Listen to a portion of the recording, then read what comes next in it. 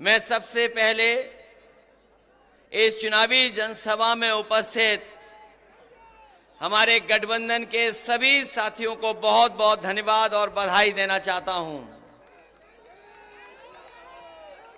ये चुनाव 2024 का चुनाव और इस जगह पर दिखाई दे रहा है कि ऐतिहासिक वोटों से दानिश अली जीत करके जा रहे हैं। इधर पहले चरण का चुनाव हमने आपने सबने देखा और मैंने हर कार्यक्रम में हर सभा में ये कहा कि इस बार पश्चिम की हवा जो चलेगी वो भारतीय जनता पार्टी का न केवल उत्तर प्रदेश बल्कि देश में सफाया करेगी। और कल ही जनता ने भारतीय जनता पार्टी को पहले चरण में ही पलट दिया। जो लोग कहते थे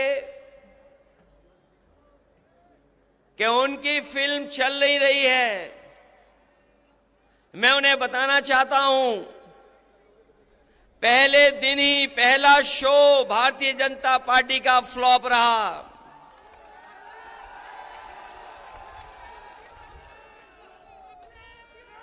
उनकी झूठी कहानी कोई सुनना नहीं चाहता।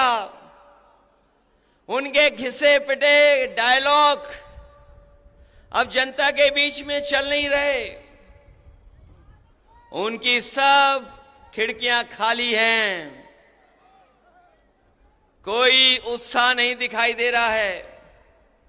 यूपी वाले जब स्वागत करते हैं तो अच्छा स्वागत करते हैं, लेकिन जब विदाई करते हैं तो ढोल नगाड़े से विदाई करते हैं। इस बार तो अमरोहा की ढोलक बज करके भारतीय जनता पार्टी की विदाई होने जा रही है।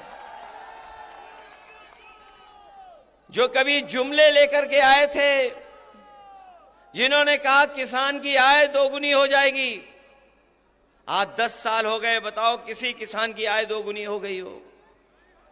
कोई हमारा बुनकर भाई खुशहाल हो गया हो? हमारे नौजवानों को कहा कि नौकरी देंगे हर साल 2 करोड़। बताओ बेरोजगारी इस तरीके से फैली है और सरकार जानबूझ करके बेरोजगार रखना चाहती है। अभी जितनी भी सरकार में परीक्षाएं हुई हैं सब पेपर लीक हो गए। पहला पेपर लीक हुआ, सरकार सावधान नहीं हुई। उसके बाद जितनी परीक्षाएं हुई सब में पेपर लीक हो गए। और कई बार मैंने कहा कि 60 लाख बच्चों का, 60 लाख नौजवानों का भविष्य अंधकार में डाल दिया इस सरकार ने। और अगर किसान नाराज हैं, अगर हमारा नौजवान भी नाराज है और अगर 60 लाख बच्चों के परिवार का इन्होंने भविष्य छीना है, तो केवल अगर हम 60 लाख के परिवार के लोगों की नाराजगी को गिन लें, अगर एक परिवार में 3 लोग इस सरकार से नाराज हैं तो 60 लाख बच्चों का पेपर लीक किया इन्होंने। अगर 60 लाख का गुणा हम 3 से करें तो 1 करोड़ 80 लाख बनता है। और 1 करोड़ 80 लाख अगर हम 80 लोकसभाओं से भाग दे दें तो बताओ 2,25,000 वोट कम हो रहा है हर लोकसभा में कि नहीं कम हो रहा है? और जिस तरीके से खुल करके बहुत सारे परंपरागत वोट जो बीजेपी को मिला करता था वो खुल करके विरोध कर रहे हैं। हर लोकसभा में पंचायत हो रही है। ऐसे परंपरागत वोट जो भारतीय जनता पार्टी के खिलाफ खड़े हो गए हैं, मैं उनकी राजनीतिक चेतना को धन्यवाद और बधाई देता हूं कि वो भारतीय जनता पार्टी को हराने के लिए अपना पंचायत कर करके फैसला ले रहे हैं। मैं उनको बधाई देता हूं। ये जो जुमले दिए थे वो गारंटी दे रहे हैं। इन्होंने कभी कोरोना भगाने के लिए ताली और थाली बजवाई थी। ये गारंटी नहीं, ये घंटी है इनकी। हमें इनकी गारंटी नहीं चाहिए। हमें बाबा साहब भीमराव अम्बेडकर जी ने जो संविधान में हमें गारंटी दी है, वो संविधान की गारंटी चाहिए। और वो संविधान की गारंटी ही आपको अधिकार दिलाएगी। संविधान की गारंटी ही हमें आपको सम्मान दिलाएगी। इसलिए 2024 का चुनाव हमारे आपके भविष्य का तो है ही है, लेकिन आने वाली पीढ़ी के भविष्य का भी चुनाव है। इसलिए आने वाली पीढ़ी के भविष्य के लिए और बाबा साहब भीमराव अम्बेडकर जी का संविधान बचाने के लिए और अपने वोट के एक अधिकार को बचाने के लिए आप लोग सब मिलकर के दानिश अली को जिताने का काम करना, इनकी मदद करने का काम करना। बताओ, मदद करेंगे आप लोग? दानिश अली जी को मदद कर करके लोकसभा में भेजोगे? हमारे विधायक ये कह रहे थे, महबूब अली जी ने बहुत काम किया है, सड़कें बनवाई, पुल बनवाए, फ्लाईओवर बनवाए, एम्बुलेंस चलवाई, पुलिस के लिए गाड़ी चलवाई, सरकार में बहुत काम हुए हैं, सड़कें बनी और ये स्टेडियम भी बना। काम में कोई मुकाबला नहीं है। लेकिन अगर यहाँ के लोग ठान लेंगे तो पहले बहुत वोटों से जिताया था,